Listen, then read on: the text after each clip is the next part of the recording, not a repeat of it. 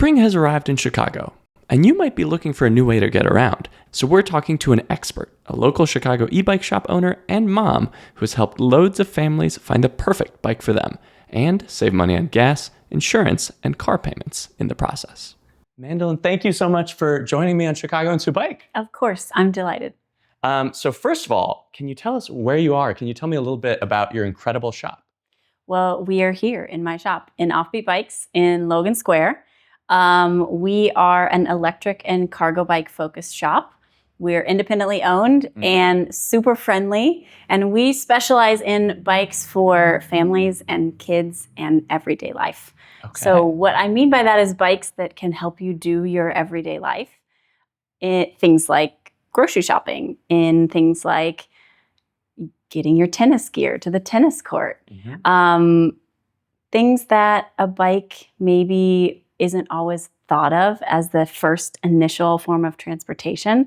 That's where our bikes shine. Okay, fantastic. And just as a full disclosure to our audience, Mandalyn not only did not pay me to be here, I have bought a bike from you and spent a lot of money on repairs. We're taking good care of you. Yes. No.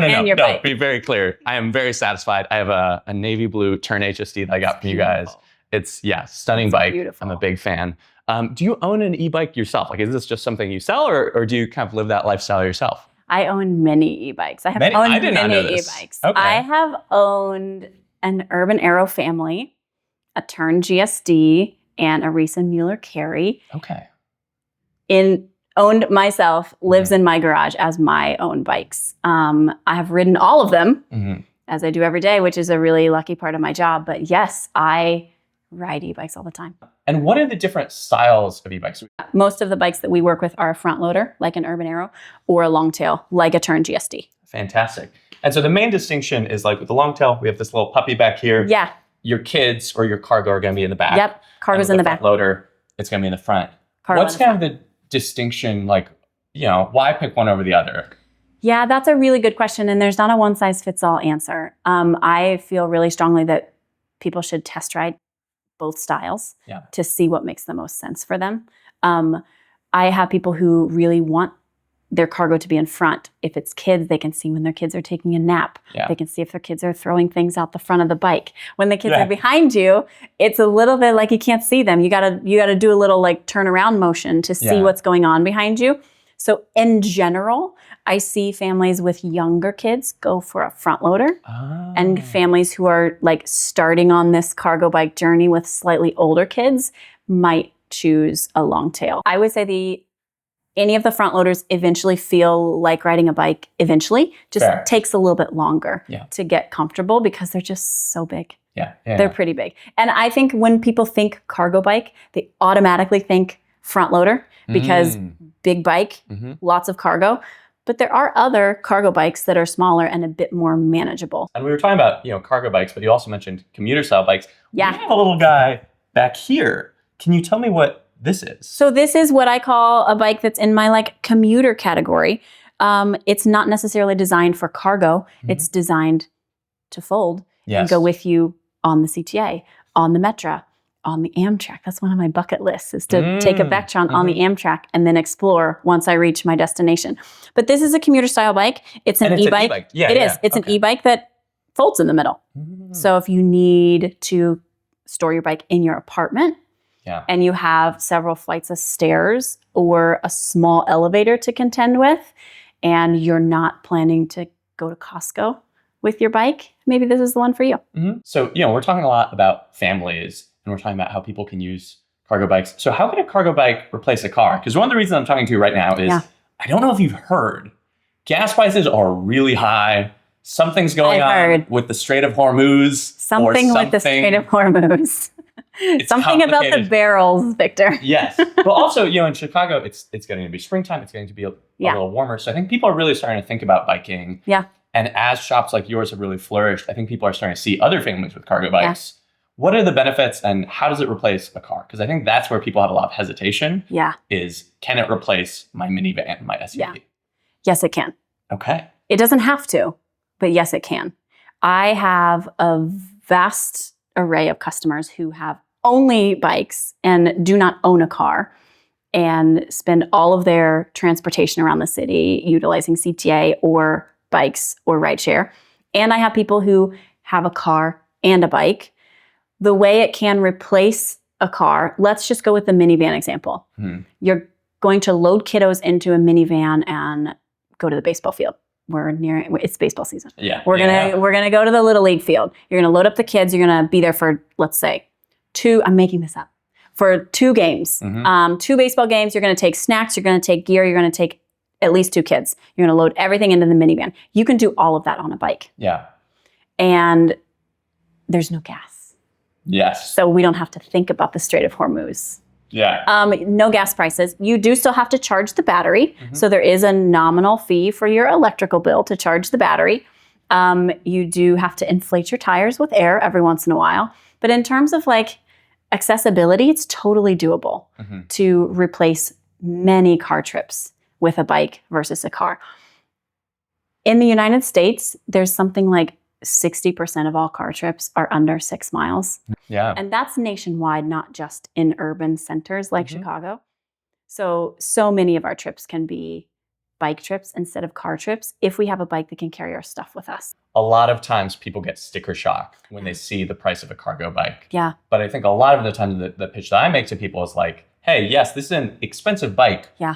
But much cheaper than a car. So I'm one of your customers who doesn't have a car. Yes, you are. And I have a fleet of different bikes, and all of them combined. Like if I today bought all of my bikes brand new, would be cheaper than a very bad used car. Yes, correct. And also like the maintenance, the like I have my bikes insured. Can you talk a little bit about like those running costs? Yeah. Is it cheaper to maintain even an expensive cargo bike compared to say a basic Toyota Corolla? 100% it is. Just to give you a numbers example, an insurance policy for a bike is about the cost of 2 months of insurance for a car for the entire year. What specific, give me like specific numbers if we're like insuring. If you're insuring an Urban Arrow, around $400 to $600 a year, depending on. And this is a very premium bike. It is. So that will rise or decrease based on the value of the bike itself. So for the Urban Arrow, that's going to be let's say 600 tops for the entire year to insure your bike with a lot of bells and whistles like liability added. So there are insurance policies that you can get that you can add on things like coverage if you hit a car. Yeah. So you don't have to spend that much, but that's, let's say, the upper end of the cost. And then in terms of maintenance, you're spending several $100s a year on maintenance. I would say most of my families spend around $400 a year maintaining their bike. So all told, $1,000 a year on the upper limit to maintain an expensive cargo bike, one that takes a sizable investment. I don't know many cars that have that maintenance fee. There's no registration for these bikes. There's no gas. There's no oil changes. When I service my car, I have sticker shock every single time I leave because repairs for a car are so much more expensive than repairs for a bike. Yeah. And I will say that these bikes last a really long time.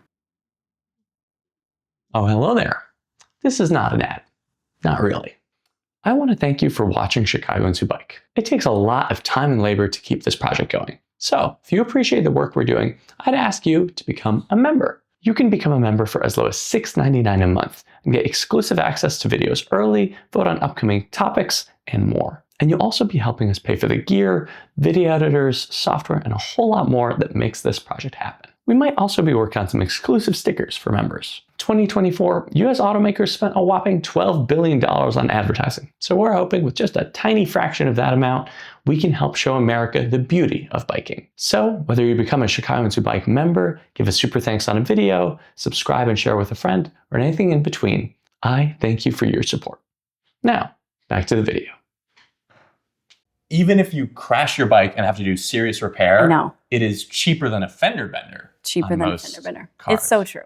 It's so true. So, yeah. And most people aren't spending $1,000 a year. I'm just giving you like the upper limits of maxing out an insurance plan and maxing out your maintenance because maybe this family that I'm theorizing about doesn't want to do any maintenance whatsoever at home. So they're going to bring their bike to me for everything. Yeah. We're going to fix all their flats for them. We're going to fix broken chains for them. We're going to do everything. Yeah. those people who want to do a few things on their own at home can save money that way too. Yeah. What are the biggest barriers that you see when people come in, they're like considering an e-bike like this or a cargo e-bike? What are some of the obstacles that you see from customers who are new to that? The barriers that are most common that I see are cost, which we've kind of talked about this a little bit. It's a pretty big investment for most people, and they want to take it seriously and they want to make the right decision. Yes. Storage space, security, and theft prevention. I would say those are the big ones. I mean, let's start with the financing, because I think the interesting thing is, for me, as someone who I've just made a website on this. I think a lot about the math. But I think the thing that actually makes an e-bike hard to take home is when you go to the dealership, you can roll in and be like, I'd like the $50,000 BMW. Yeah. You're not paying $50,000. Correct. You're getting a monthly payment. And so people, what they're calibrating towards is that monthly payment. Yeah. But I know, and I'd love to have you talk about that, is you have a financing option. I do. That I think really helps bridge that chasm. Can you talk a little bit about that and the financial challenge? For this exact reason, because I really think of my bikes as comparing to cars. I think of them as a car alternative versus a bike alternative. So you can walk into Working Bikes or your local bike shop and roll a bike home off the floor that costs a lot less than the e-bikes that I might have here. But if you think about this as a car replacement, I believe you should have a monthly payment available to you if you're going to have the bike for as long as you're going to have a car and you're going to use it every day and it's going to be used at the same level that you're going to use a car. The purchase should feel like what it feels like to buy a car, except way more fun and better. Yeah. And better. And you're taking home a bike that just immediately sparks joy for you. So yeah, I have financing. That was one of the biggest priorities for me when I took over at the shop here, was to get financing in, and I did it within the first year. And I'm really, really happy to say it makes these bikes accessible to more people, which matters a lot to me. What does that financing look like? Is it a 7-year car loan at 10% interest? Not quite. It's more like a 0% for 12 or 24 months. Okay, fabulous. Yeah. So basically, it's still going to be kind of a heftier payment than your car payment. Yes. But it's because you're actually going to own the asset in 2 years. Exactly. And it's going to be just paid off. Exactly. What would a monthly payment look like? I'm struggling to do the math. What might be let's say your mid-range bike. Let's not go for the super premium one. What would someone's monthly payment look like? A few $100s. There's a really good calculator online that I could send you, or I could send to anyone, where you can calculate your monthly payment. It's a few $100s. Okay. And that's for something that can completely, like you were saying, is an alternative to a second vehicle. So you have a growing family. You're debating between the SUV that you would have to finance for, let's say more optimistically, 5 years, versus, okay, I have a monthly payment for the next 2 years. And at any point, you could probably pay off more of that if you get a nice bonus at work. Absolutely. Okay, so if I'm a customer, I walk in, I'm getting your average cargo e-bike here, which might be, let's say, $5,000. It's a very nice long-term purchase. At 48 months, what is that going to look like? And at 24 months, what is that going to look like? I don't do math in public, but that's going to be about $100. Wow. Maybe $200 every month for a bike that's going to last you many, many years longer than your finance plan. Yes, fantastic. And like you said, it's at 0%.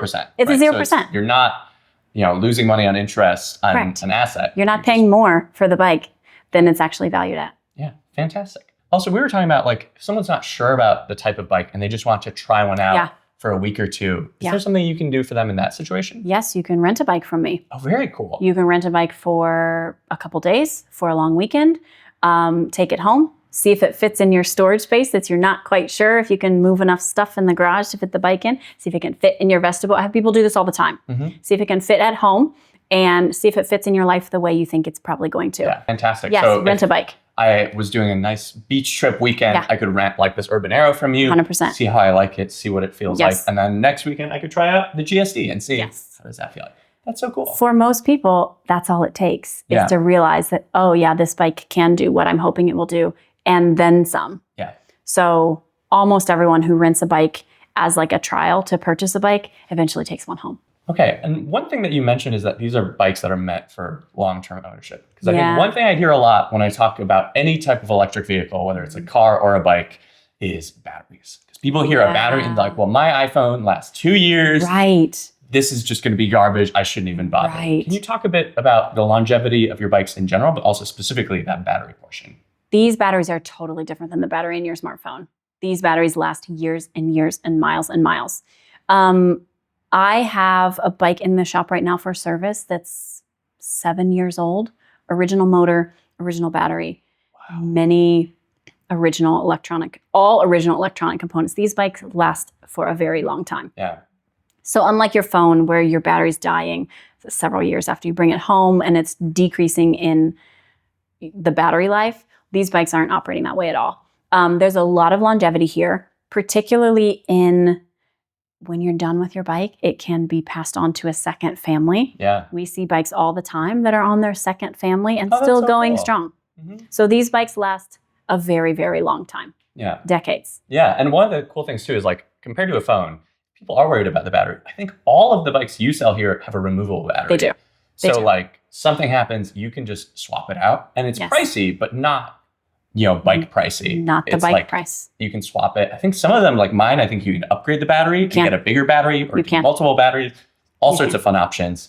And I think, so, it's great that you have all these very capable bikes, but I already hear some people saying, Mandalyn, it's Chicago. You can only bike for like 4 months out of the year.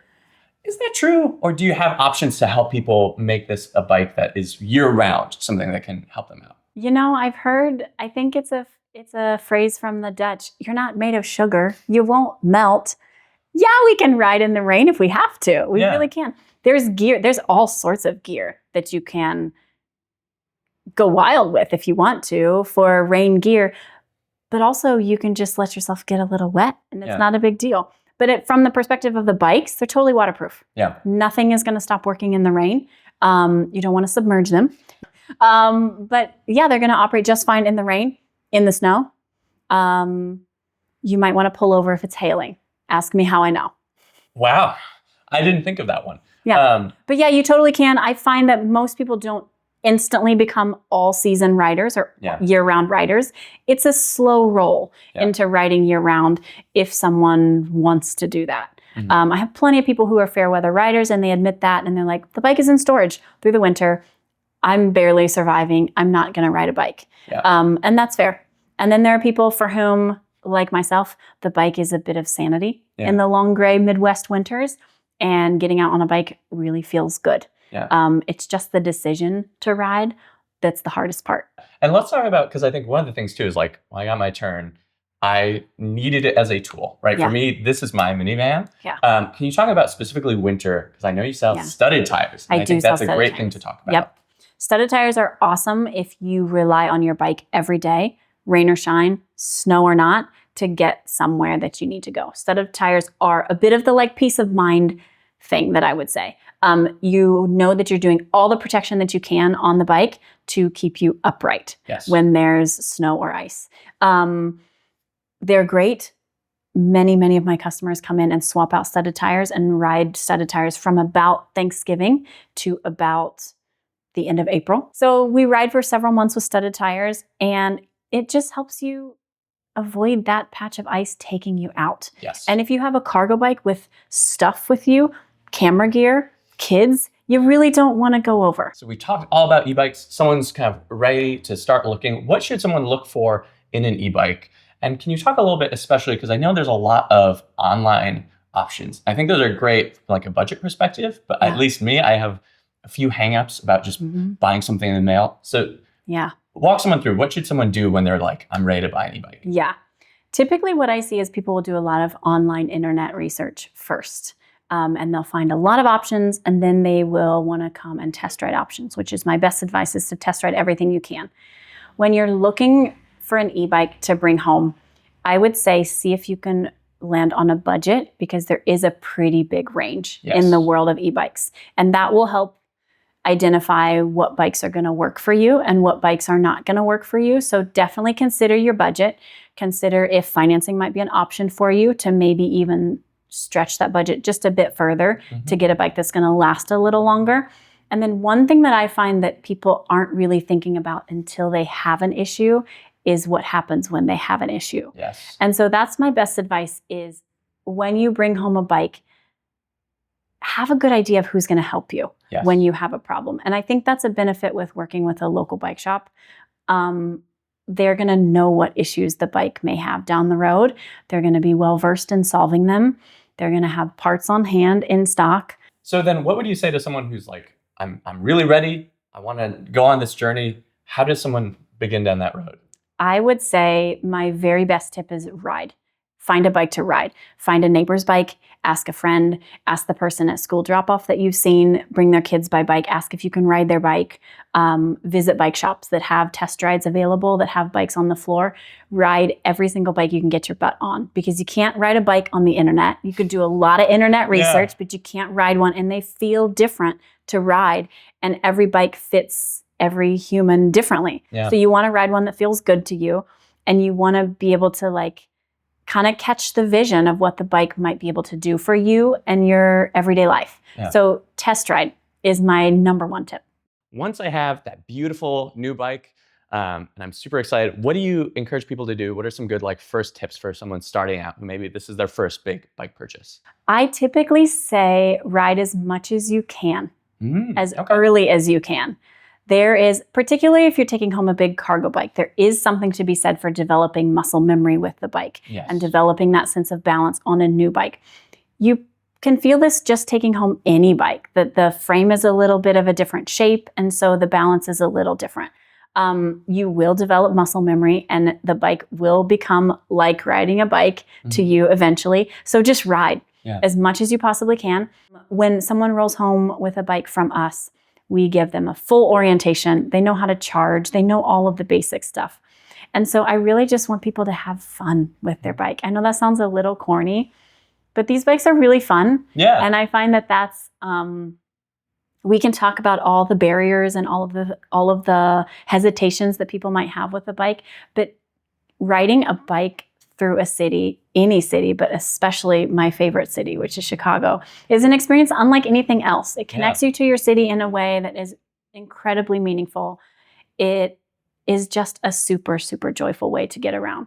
So just have fun. And then when you have fun, people will see you riding your bike, having the time of your life, whizzing past the car traffic, which is so satisfying. And they'll think, maybe I could do that too. And isn't that the goal, to get more butts on bikes? Absolutely. No, I love that. And I think to your point, I've never seen someone go, I bought a cargo e-bike and I regretted it. I returned it. I think the biggest thing I say to people is like, buy the best e-bike you can afford. 100%. Because really, like, my friend has this saying that he said when he bought a nice leather bike saddle, he said, buy once, cry once. I hear it all the time. But I think there is something to that of like, when I buy the right bike, the first time I'm like, oh, it's kind of expensive. But then after like a year of owning it, I'm like, I made the right decision. 100%. This is a bike that helps me go places. This helps me haul things. It's true. And I have so much fun. It's so much fun. It really is. Absolutely. Well, that is as perfect a place to close as any. Good. Mandalyn, thank you so much for inviting us over at Offbeat Bikes.